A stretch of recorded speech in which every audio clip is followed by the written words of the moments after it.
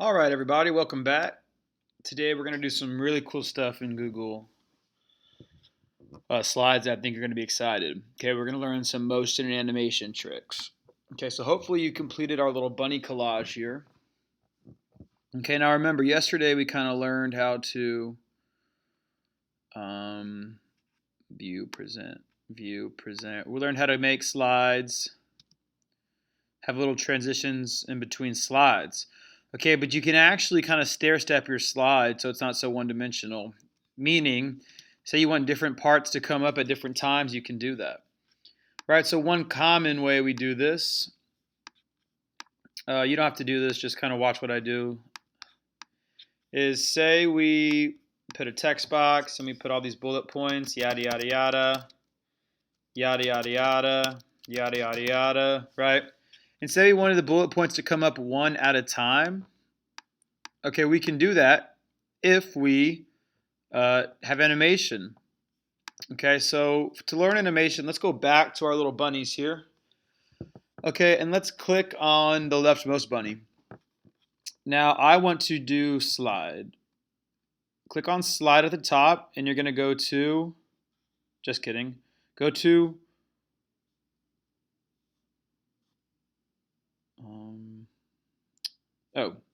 change transition.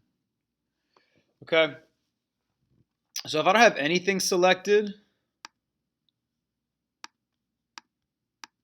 okay, it's going to think if I just click on the left, it thinks I'm talking about the slide. Okay, but if I click on one specific element, it's going to think I'm talking about that element. So let me click on the left bunny. And right here it has a fade in. Okay, but I want to change that to a fly in from left on the click. Okay, so now when I play it, the slide will pop up.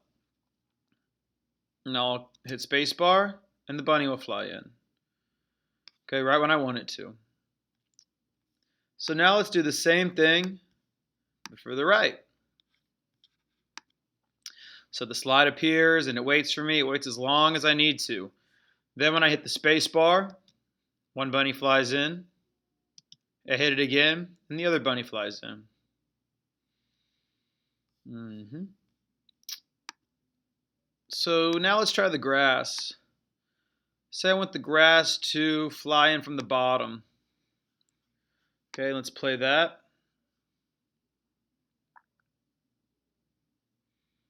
Space bar, space bar, space bar. Whoop. So it's like the grass is growing, doesn't it? Okay, that looks kind of cool. What about my text box? Well, my text box is behind the grass. In order to get my text box, I actually have to move my grass out of the way. I guess I could just send it to the back. Arrange, order, send to back.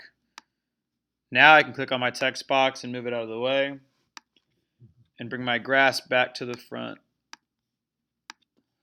Okay. So I have my text box here.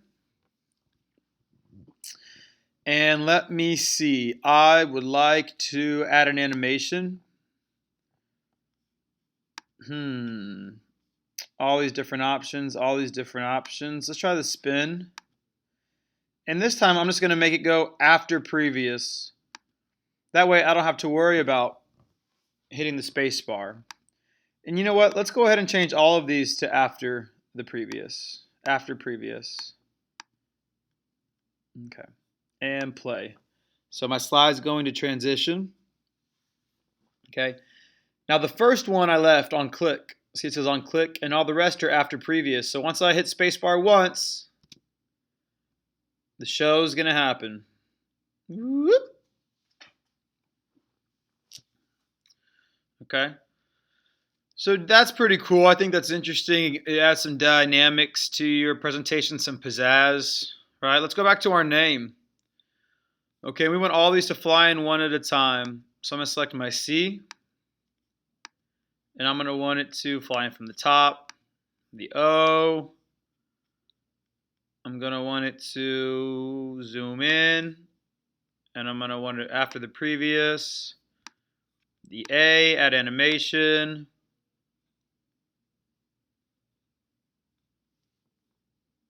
Fly in from top The C, add animation, but after previous. After previous. And I want my C to fly in from the right. I want my H to appear slowly after previous. Okay, let's see what that, oh, and the P. Add animation. Let's make this one fly in from left and play.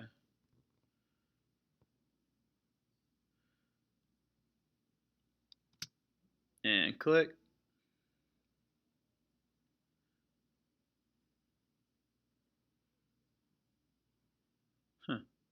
Okay, my H was a little weird. I think it was a little slow. Let me try speeding it up. Okay, now let's play. Give me a C. Oh, give me a C. Oh. H. There we go. There it is. I wonder if I can make them exit now. So let me add an animation. On my H. I want to click my C again and add the animation again. This one's on the click. I'm going to have it fade out.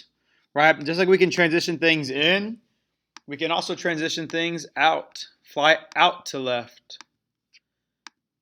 Add animation, fly out to the right. Add animation, fly out to bottom. Fly out to top.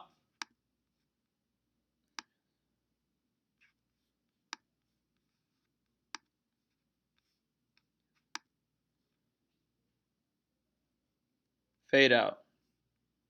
And play. Oh, I did them all on the click right here. See, so I'm going to click through each one. So I'm going to click this one. Okay, these are automatic. I put after previous, so they'll go on their own. And now these ones I have to click for each one.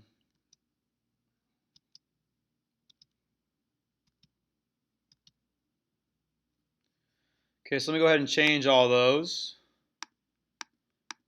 to after previous. Okay, so go ahead and do this with your name.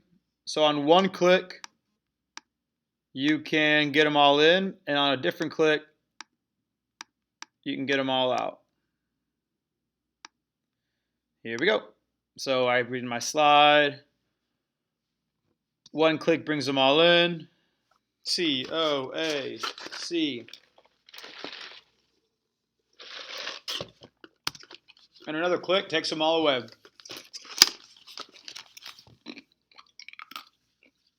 Cool. Okay, go ahead and try that. Do that with your name.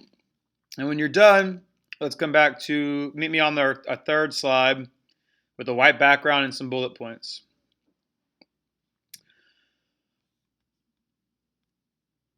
Okay, welcome back. So here I need you to do a couple things. Go ahead and delete this text box. We're going to work with some shapes. So here we have this icon of shapes, a circle and a square. Let's go shapes, and let's make a circle. So you're going to click and drag and draw your circle. Okay, now you have a circle. If I want to change the fill color, I come up to my paint bucket, change my color. Okay. But now let's say I want to add some dimension to it. Okay, let's try to go to format options and see what I can do. Okay, size and position is just going to make it larger and smaller. Say you want it to be exactly equal, 3.64. Boom. Now it's exact circle.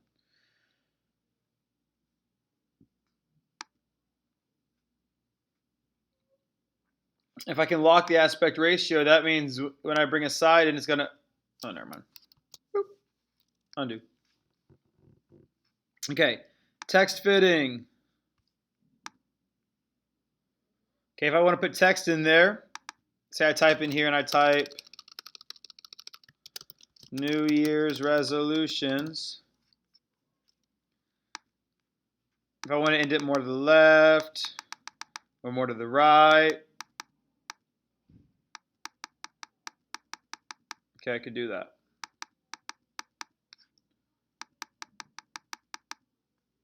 Okay, good.